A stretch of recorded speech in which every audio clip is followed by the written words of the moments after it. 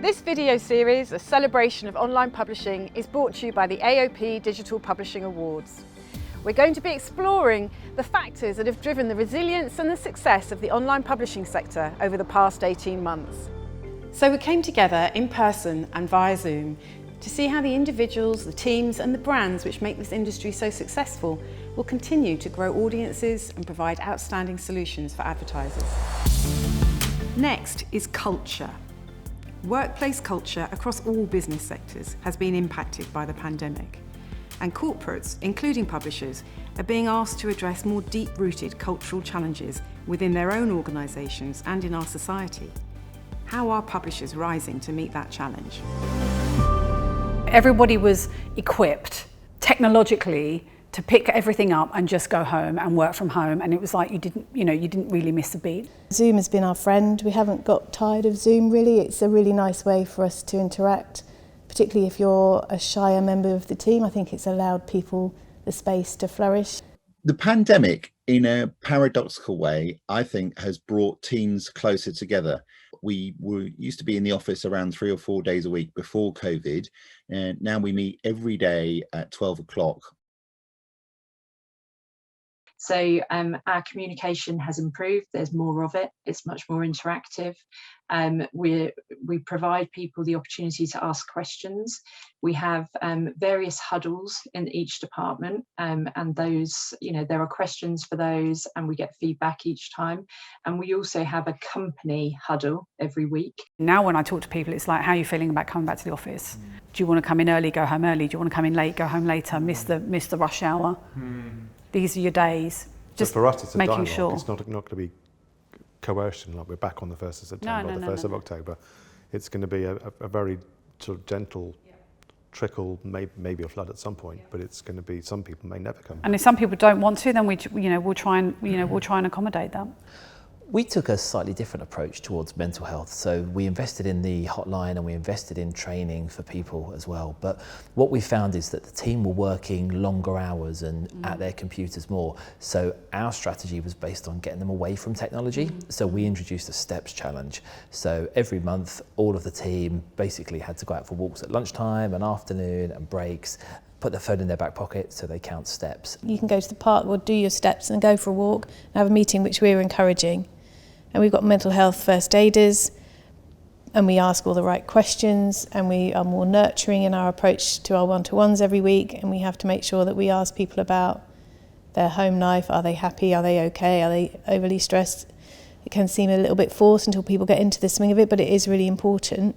What's accelerated whilst everybody's been working from home is the always on concern. So you get up, suddenly you haven't got to travel to work, so you're at work already the moment you get up. So you could be sitting in front of your screen at 8 o'clock, where ordinarily you would be sitting at maybe 9:15 after travelling in and having a bit of breakfast or whatever.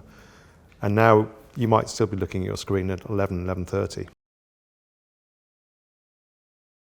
The intensity of the pandemic and the isolation has been hard on people, I think on all of us and our families and loved ones. We started asking fairly early on digitally about people's mental health. So we got in touch with everyone on a weekly basis and asked people how they were feeling and asked them to answer on a scale. And then we got in touch with those people confidentially to see what support they needed. In terms of diversity, we know we've got to do more. We'd like to do more.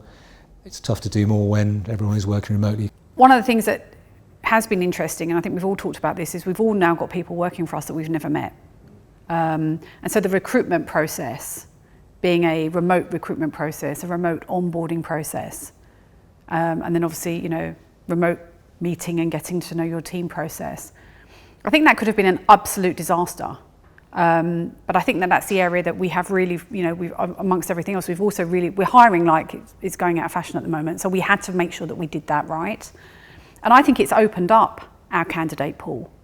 So I'm seeing much more diverse candidates come through. We are coming out of the worst global disaster of my generation and actually a few generations before, really. But we have a chance to reset. As part of the D&I group, I think it's important to look at champions within your business, people that are really going to drive that agenda. They've got to be passionate about the topic and the area. What can publishers do to change the status quo? I think definitely need to be more inclusive, need to look outside sort of traditional areas for recruitment, because we are all in people businesses. It's so important to try and make sure our workforce reflects the country at large. We all need to play our part in that. Black lives don't just matter now, they've always mattered, but let's continue to make sure that they do matter, whether it's on the football pitch, whether it's in your workplace. So I think this has always been the case at Google, but some of the recent events with Black Lives Matters and the rise of hate crimes across different populations has just highlighted the need to do even more than what we were already doing. We need to make sure, and this is where we've got some work to do, that when we look around the newsroom, we can see that we've got a balanced representation. And I think if we're responsible to that necessity now, then clients and agencies will respond back. And what we are finding actually, and I've seen quite a few of these, is when we are getting briefs to pitch for, we are being asked to state what our DEI policy is. We're being asked to state what our values are, alongside, are we GDPR compliant, for example. So those are creeping into the briefs, and the big agency groups want to know that they are dealing with responsible media, which is a really good step forward. I think digital publishers have an enormous responsibility to ensure that false information around climate change or any of that is not empowered by any digital publication. We then need to determine and build a plan around that sustainability. So we're not, so we launched a climate channel late last year. It's very good. It's all about proactivity and positivity and how you can affect change. More and more it's going to be in your commercial interest to do this, because your customers are going to choose whether to work with you or not. There'll be a multitude of factors, right?